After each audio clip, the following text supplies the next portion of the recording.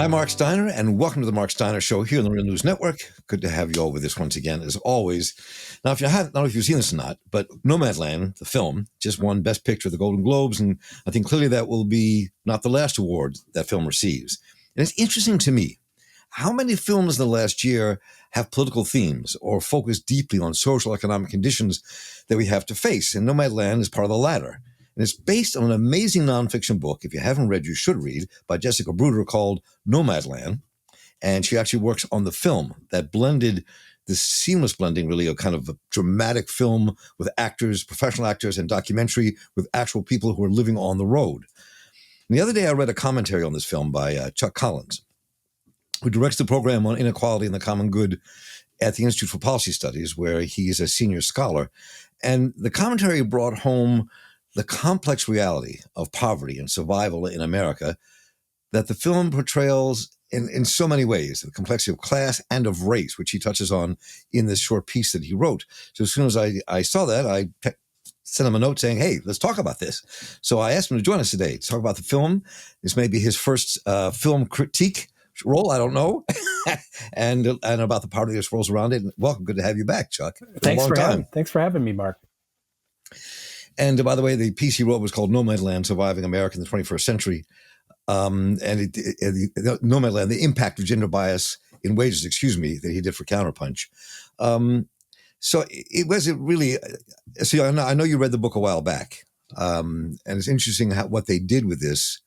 But tell me, I'm just curious, just both as someone who is an activist and a scholar in this whole realm of dealing with poverty and economic inequality, what was your first reaction to that film? What was your first reaction seeing people who actually live a nomadic life? I thought it was a stunningly beautiful film on its own, and the way it brought to life, a group of people, a segment of people who are trying to survive in America. I mean, Frances McDormand, the character who plays the character Fern, I believe probably may win the Academy Award and the like. But it was, she is just one of the characters in the original nonfiction book who I found really compelling in terms of just how they were trying to find a sense of agency in their lives when there was huge, economic forces and disruption that they were wrestling with. So I think it's a great film. And I hope that, as you say, it inspires people to read the book, which I think takes us even further into sort of understanding that this is a fairly common experience among people coming out of the economic meltdown and the sort of decline, how people survive when their wages are lower than they need them to be and when their Social Security is lower than it needs to be. Right. I mean, that's one of the characters in the film says, I get $550 a month in Social Security. How do you survive on that? How do you survive on that? You don't really well. I mean, and it's interesting to talk about the book itself.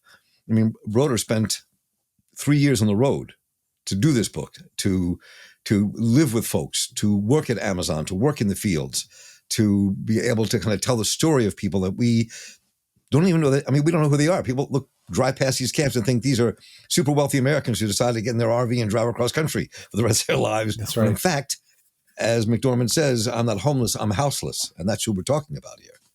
Yeah. I mean, I think that what I think it did, and very similar to Barbara Ehrenreich's book, Nickel and Dimed, I think Mac Desmond's book, Evicted, these are books that take sort of big sociological ideas, but really ground them in people's stories and experience.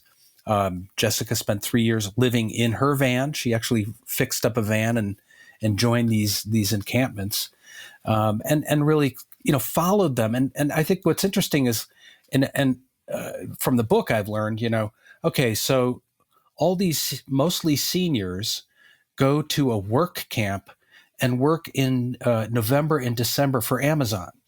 And they sort of supplement the holiday season, package delivery and package sending.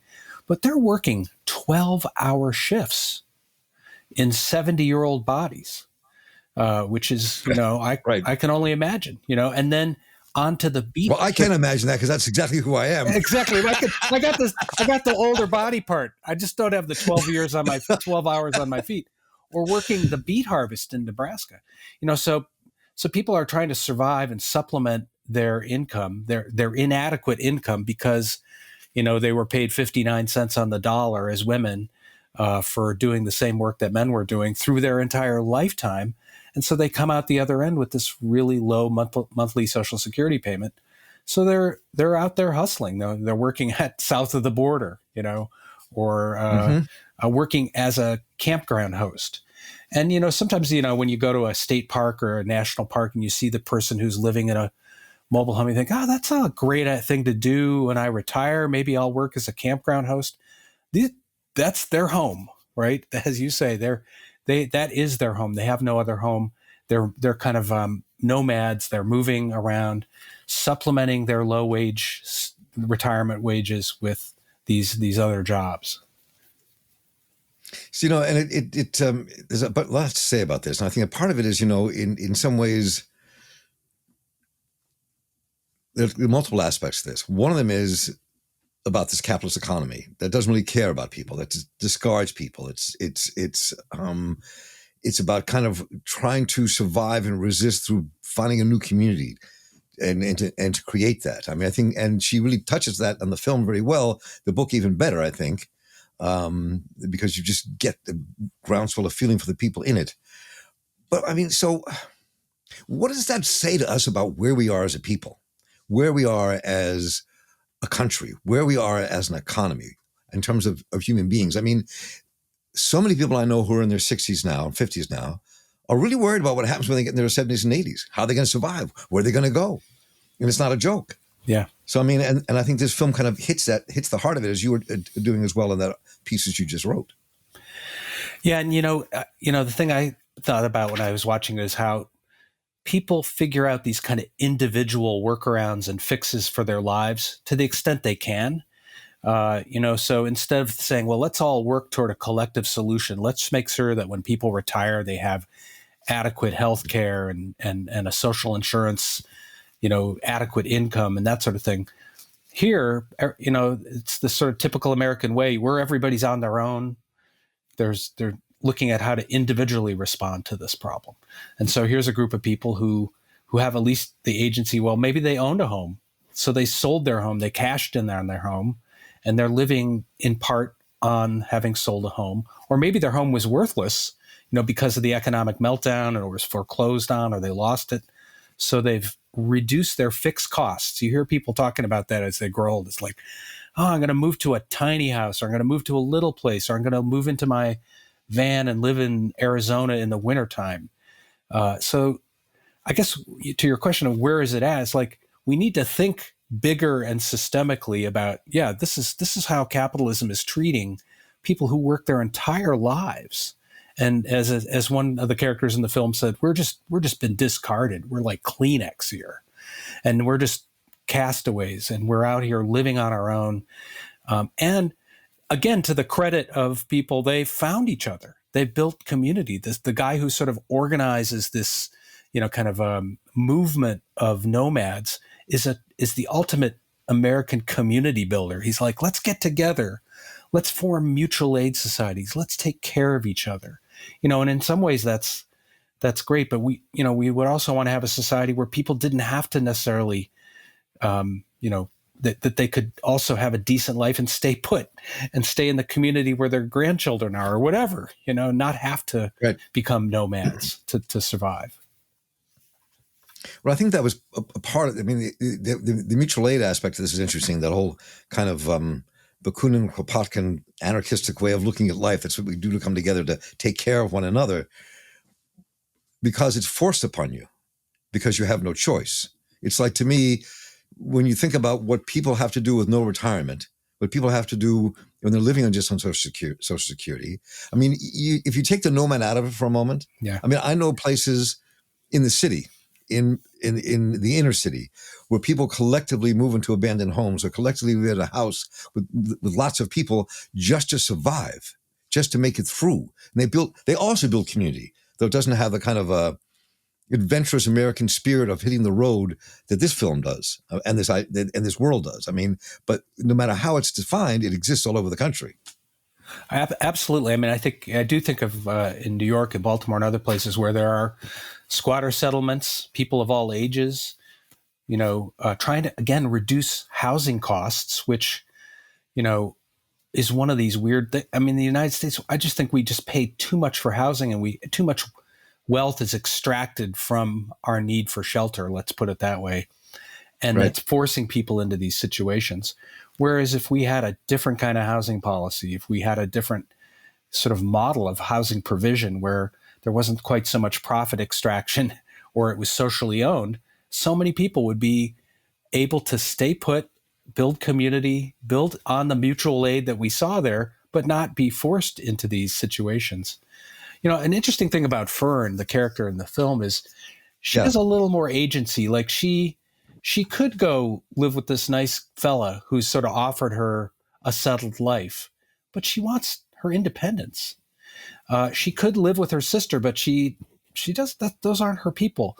She has enough of a sense of agency to walk away from a couple situations, and at least for the another year, live on her own, live this independent life.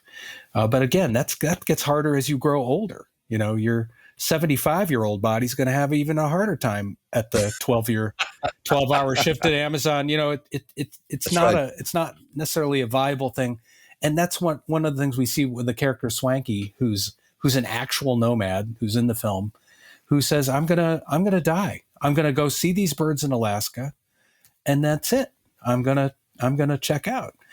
Again, she has a sense of agency that many people don't feel. And maybe that was partly her being white and her class, or having been maybe had a middle class life at one time where she sort of felt that sense of agency, and including the choice of when to die. So that's one of those sort of interesting class and complex things, because of course a lot of people don't feel any agency. They don't feel like they have choices and options. And that's even more, I think, disempowering. Well, you're right. I mean, one of the things that made me think of it immediately was that you, if this was a choice, because this is how you wanted to live your life, rather than being forced into living your life this way, I think that's something that is really important. I'm glad the film, as the book, obviously, did not romanticize this lifestyle. But laid it out bare bones in terms of what it means to survive in America when you have very little money and what you can do.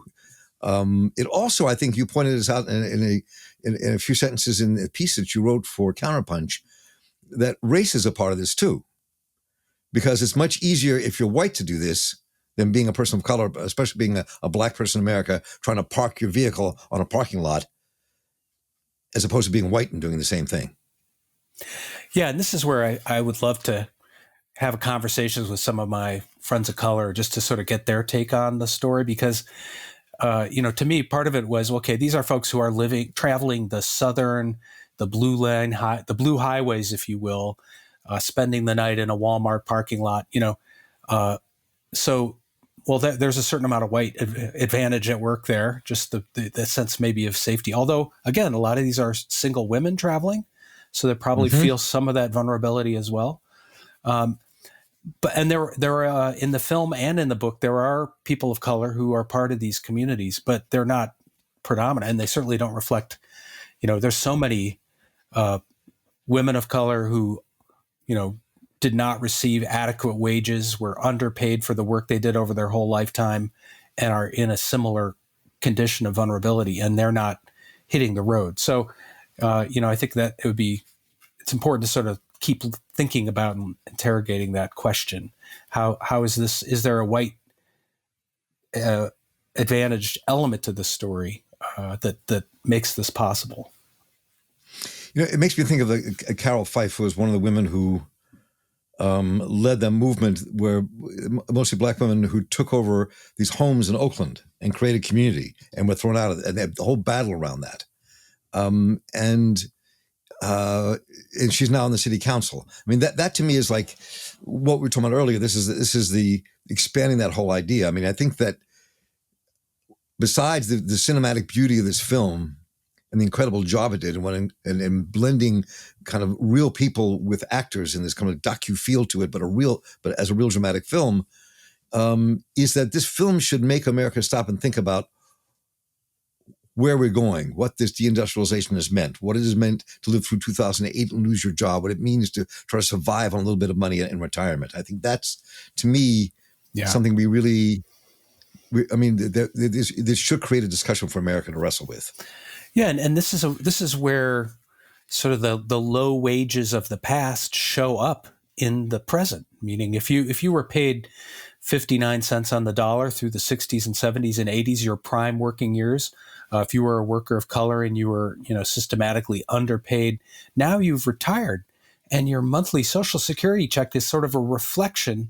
It sort of locks you into that low wage structure, and so there are millions of women out there who get much lower Social Security checks than their male counterparts.